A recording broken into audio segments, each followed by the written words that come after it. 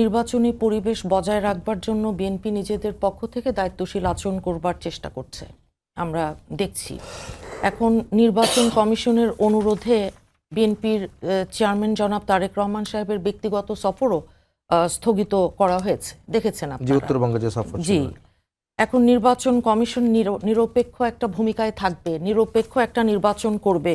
সমস্ত রাজনৈতিক দল, সারা দেশের মানুষ, আমরা সেটাই প্রত্যাশা করি। এখন আচরণবিধি যেগুলো আছে, দেখা যাচ্ছে যে একটি রাজনৈতিক দল দেশের বিভিন্ন এলাকায়, বিশেষ করে ভোটারদের বাড়ি বাড়ি গিয়ে এনআইডি জাতীয় পরিচয়পত্র সংগ্রহ করা, সেটার ফটোকপি নেয়া, মোবাইল নাম্বার নেয়া, বিকাশ নাম্বার নেয়া, এই রকম তথ্য সংগ্রহের পেছনে ভুয়া এনআইডি তৈরি করা, জাল ভোট দেয়া এবং অর্থের মাধ্যমে ভোটারদের প্রলুব্ধ করার আশঙ্কা তো থাকেই। এই কথাগুলোই আমাদের দল থেকে জানানো হয়েছে।